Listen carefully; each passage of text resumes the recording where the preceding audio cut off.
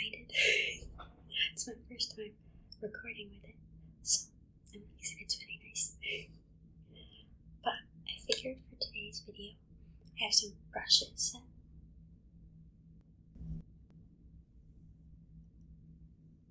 A couple different sizes, and I figured I'd tell some stories.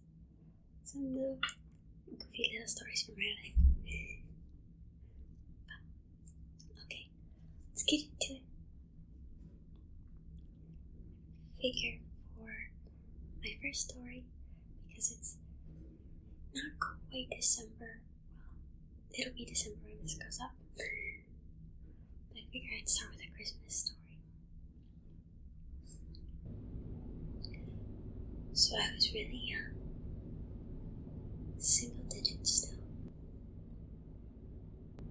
and it was the day before Christmas Eve. And we were staying the night at one of my grandmother's house. So every year, the cousins, aunts and uncles, we'd all get together there and have a little sleepover. We'd all get together there and have a little sleepover.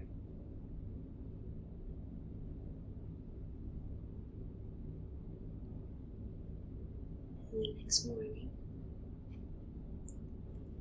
we would open presents.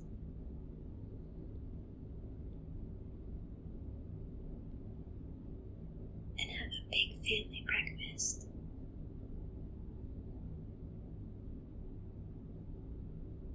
Before we all had to break up to go to other family Christmases.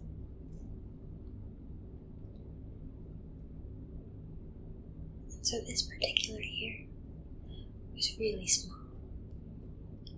And I had to guess, I'd say maybe 6 or 7. Probably 6. But I was dressed in a very, very cute red velvet Santa dress.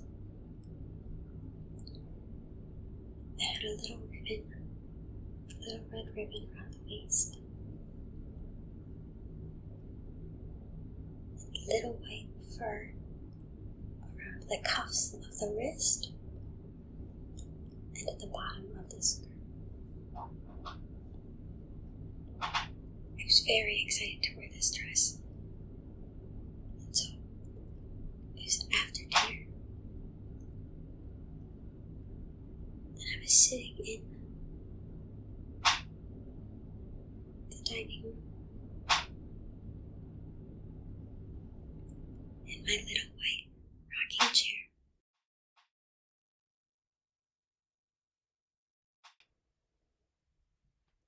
And I was sitting backwards in it, so that the back of the chair was against my chest, and I was sitting on the seat on my knees, so that I could see myself in the mirror that my grandmother had hanging in there. I'd spent a couple minutes just looking, and then, out of nowhere, I'd been feeling fine up until this point. My stomach started to hurt me really bad. I was still young, so I wasn't quite sure what to do. But it hit so fast before I could even tell my family that I wasn't feeling good. I'd thrown up. It was kind of gross, but it went down the front of my dress and into one of the heating vents. And so that's when my family noticed. And so they had gone out, got me changed into a new outfit, which I was very upset about because I really loved my Christmas dress. And my grandfather cleaned up. And so after that point, they'd had me lay down for a little bit. They gave me some food and drink that would calm my stomach. And I started to feel a lot better. So we carried on with Christmas. Just very careful about my stomach.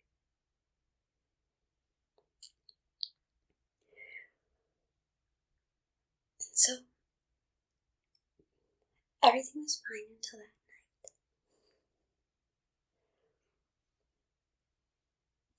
There was 2 families, excluding my grandparents.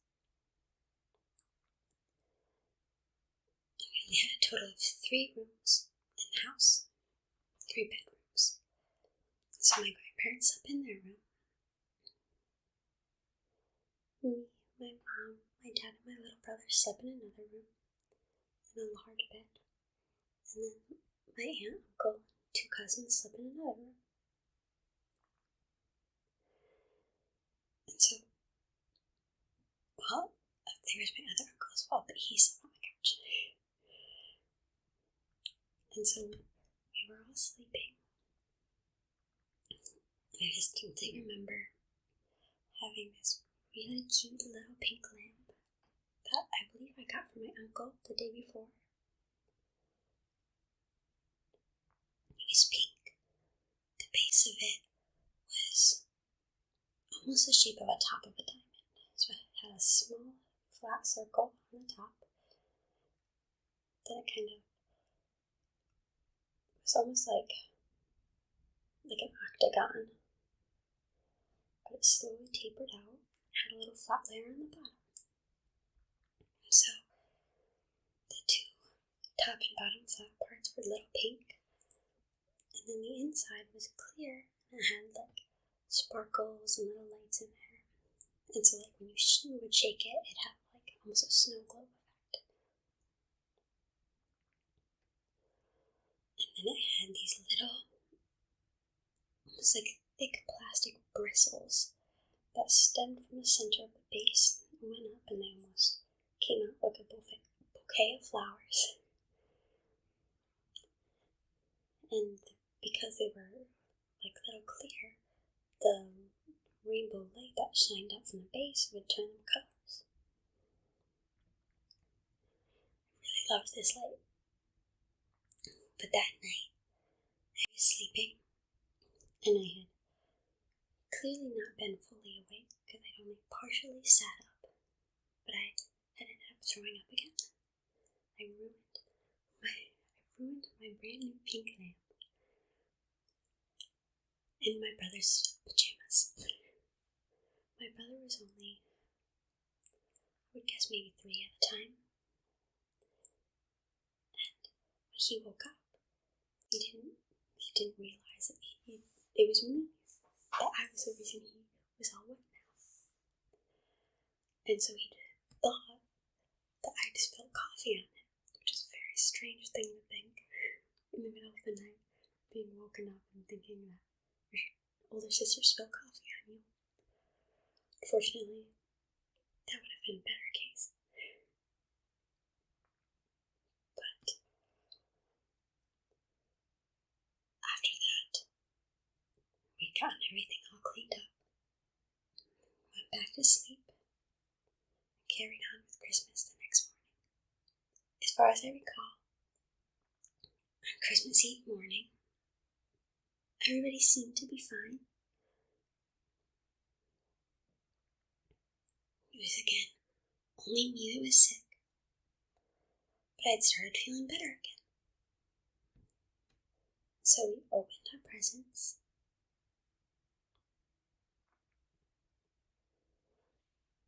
and we had our breakfast. And after visiting for a little while, we'd all left to go to other family Christmases that we'd had. The day went fine. Again, I was the only one sick. Until I had woke up Christmas morning. I felt perfect. I was so excited. Because now I was home with my parents and my brother, and we got to open presents from Santa there. except I was the only one excited. And I woke up. Both parents and my little brother were all throwing up. As it turns out, I'd gotten the entire family sick, and they all spent Christmas sick as well. But for some reason, I'd ended up at my grandparents' again. This time, I was healthy. Both of my grandparents were sick. And I remember we didn't open presents at my house that morning. And so, my mom let me bring a random present of my choice with me so that I could open it at my grandmother's house. And I was very strategic with my picking, because there was this set of tropical frog toys that I really, really wanted that year. The entire year, I was hoping for Valentine's Day, for Easter, and it finally got around to Christmas, and I had my fingers crossed it was my last chance to get them.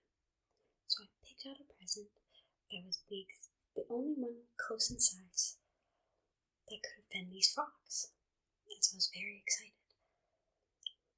It was not the frogs. And so I ended up I don't remember what it ended up being, but I remember being very sad that I didn't get my frogs. I don't think I ever ended up getting my frogs. But it was just a very strange Christmas that I figured I would probably get a little laugh out of. And then the next story takes place quite a bit older. Well, maybe not too much old, about 10. My little brother had these 2 rubber lizards that he really, really liked. They weren't anything special. I believe we found the first one at a yard sale. And he had ended up with 2. One almost reminded me of a Komodo dragon. It was like a light purple in the bottom of it, from like mid-back to the tip of the tail. It was a dark blue. And his other lizard was entirely almost not quite a royal blue, just a little lighter. And it almost looked like those lizards that have like the fan on their necks. It looked very much like one of those. And that had been his very first. And he was absolutely obsessed with it. He brought it everywhere.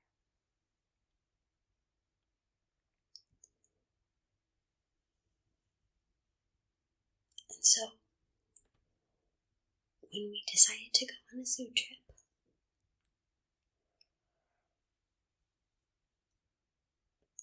nobody was surprised when he brought his lizards.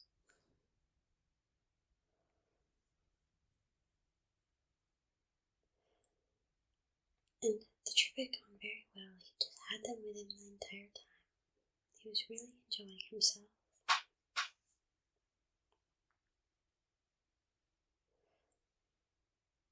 Until we got to the monkeys. Now, he really, really liked looking at the monkeys. And we had one that came close enough to the glass that when we were squatting down, it was almost eye level with us. Well, eye level with me, which is a teensy bit taller than my brother. And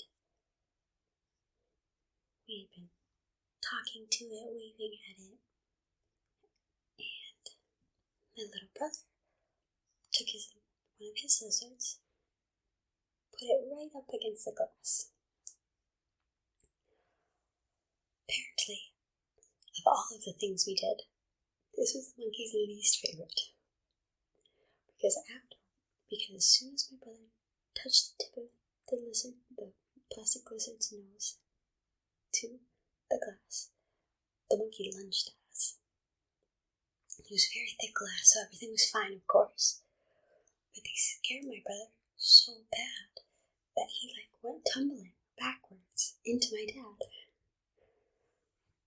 It was I guess it doesn't sound as silly as it was. But at the time, it was hilarious. It was very funny. But from that point on, my brother was not allowed to bring his lizards anywhere near any of the other zoo exhibits. But to be fair, I don't think he really wanted to.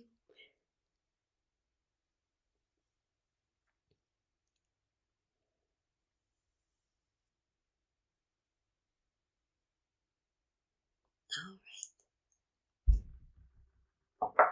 So the next story takes place. Here's an expression. The next story takes place quite a bit later. At this point, I'm 18 years old. I've moved out into an apartment with my then boyfriend, now fiance, and we've been interested in adopting a cat.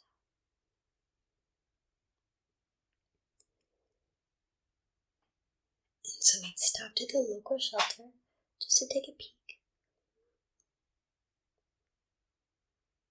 to make sure that's what we really wanted to do, to see if there was any little kitties there that we thought would be the perfect match for us.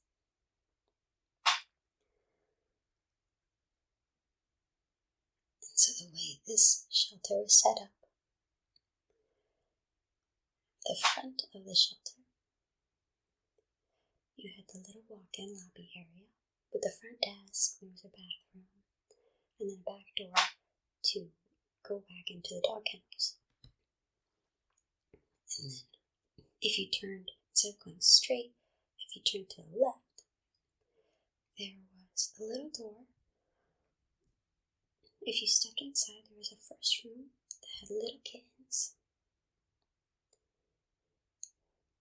Well, most of them were kittens. Some of them were just a touch too old to be considered kittens, but they were still young.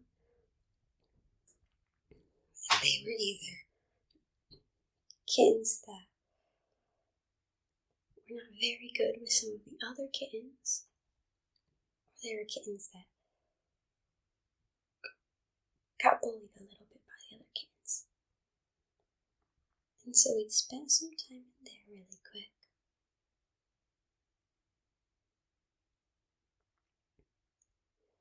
Visited those kitties. There were some very sweet little girls and boys. But then we walked into the next room, which was the adult cats. There was just this big open room, several litter boxes, and lots of little wall mounts for them to climb around on. It was very nice. And the older cats there seemed to really love it. But we had sat down, and my fiance was looking at this really cute, I believe it was, I don't remember her name, but she was a little black cat that had a little nub tail. Very sweet girl. And I had sat down with this one cat that was white with almost dark tiger stripe spots. Her name was Diana. And when I started out, I was petting her and she was being very, very sweet, very, very gentle. She kept coming back for more cuddles and more pets. Until, after one pet, she grabbed grabbed a hold of the sleeve of my sweater. And so I had cats growing up, so I didn't think too much of it. Just trying to gently pull her little paws off. But she was not letting go.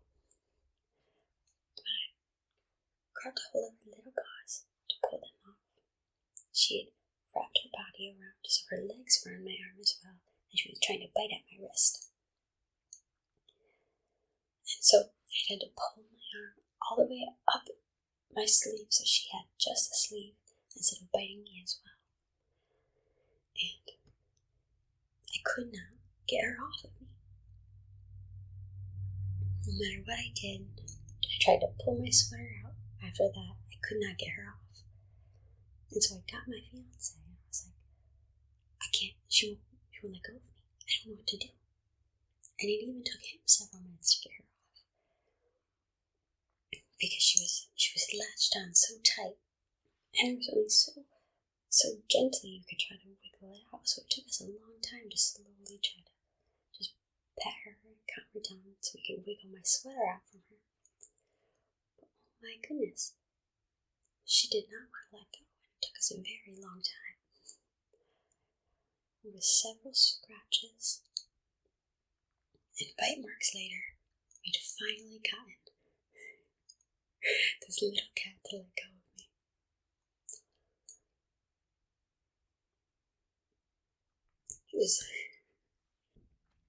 But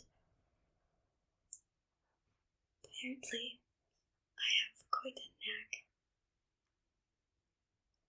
for getting small animals to bite me.